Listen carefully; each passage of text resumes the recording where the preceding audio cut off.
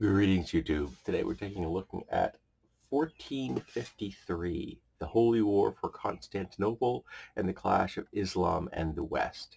Little blurbs on the back is Crowley's fascinating account reads more like lively fiction. The characters are drawn in great detail from historical source material to bring them to life on the page, and a swiftly paced, useful guide to understanding the long enmity between Islam and Christianity. Um, Whenever people talk about the fall of the Roman Empire, for me, the fall of the Roman Empire was in 1453. That is when the last vestiges of the empire that was established so long ago finally fell.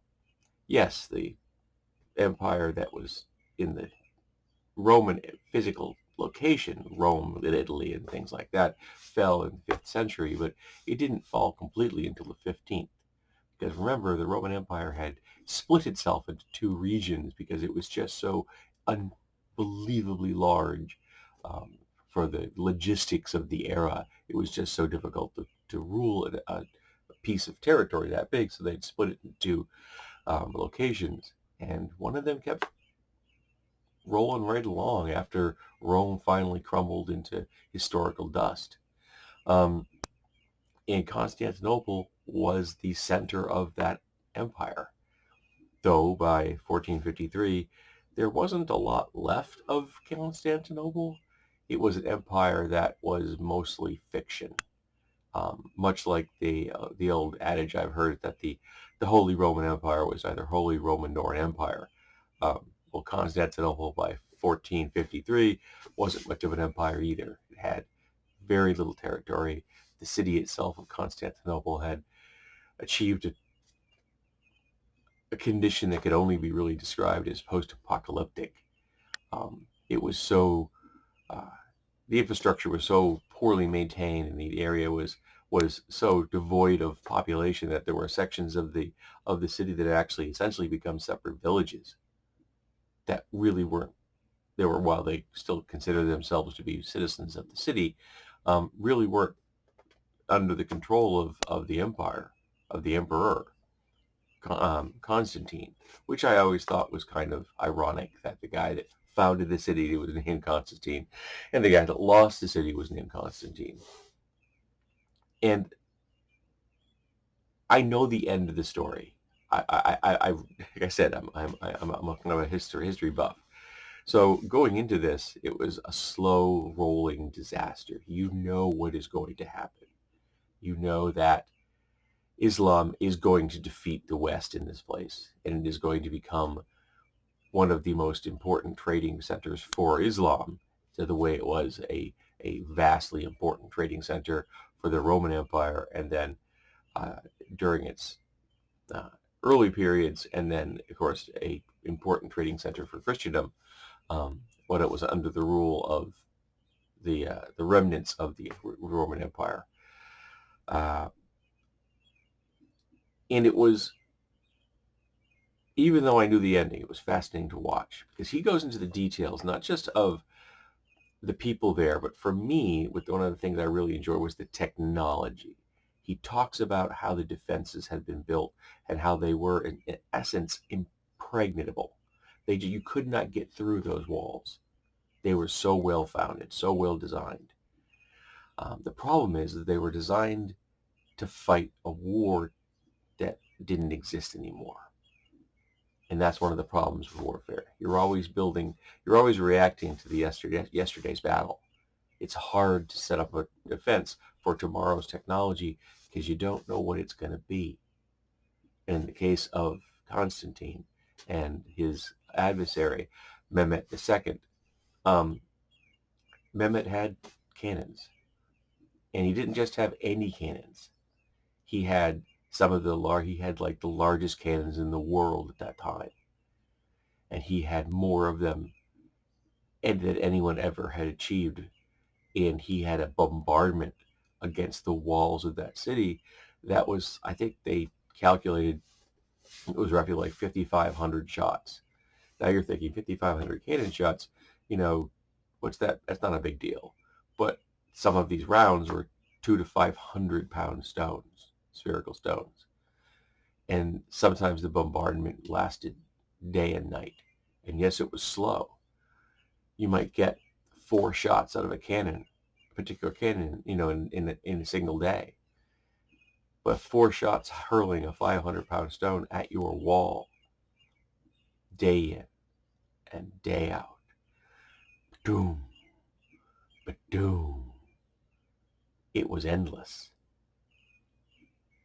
And Mehmet's mastery of psychological warfare was just genius. He lit up his camp at night near the end of the siege, so much it almost looked like daytime. And the citizens of Constantinople could look out on the sea of tents outside their city, filled with well-regulated, well-trained, well-disciplined troops. Even the troops that were essentially just slave soldiers forced into the situation still had a great deal of discipline in their training. Sometimes at the end of a whip, but it was still there. And the reality is there was probably close to 100,000 Muslim fighters out there, and in the city they had 3,000, maybe. Yes, they had great defenses, but the defenses couldn't last forever. It was inevitable that Constantinople would fall. And I found the book fascinating, and I enjoyed the read thoroughly until the city itself fell. And the quality of the book didn't change. It's just that I knew what was going to happen. I knew the horrors that were going to befall the citizens of that city. And he did not go into lurid detail. He handled it with as much grace as one could when you're talking about plundering a city and capturing its population and turning them into slaves or killing them in the streets or raping girls and boys. So there isn't any good way to write about that. What happens to a city after a siege, regardless of who the sieger is or who the defender is always ugly. And it was hard to read. But again, Crowley did not do it in a lurid manner. He just reported it the way it had to be. I found this root book fascinating.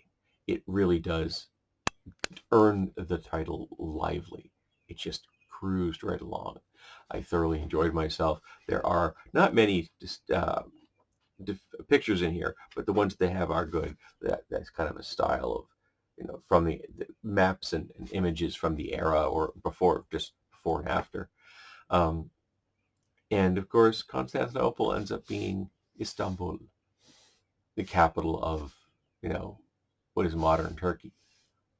And it's just a fascinating story of how it switched hands from the Christian control to Muslim control, and how it's continued to be a major trading hub for the entire world for centuries.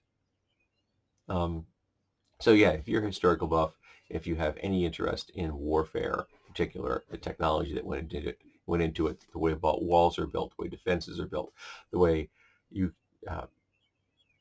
early firearms and cannons were functioned and made and used on the spot, on the spot, literally made cannons on the spot to suit the available resources. There were cases, and the author discussed that when an enemy would capture someone's supply of cannons, they would make cannonballs rather. They would make cannons on the spot to fit the size of those cannonballs so they could then use them again in the future. Fascinating stuff. So thoroughly enjoyed this. I'm going to look up and see what else Roger Crowley has written, because if he can make this inevitable disaster interesting right up to the point where it got hard to read, he could probably handle many other interesting and thoroughly deep topics.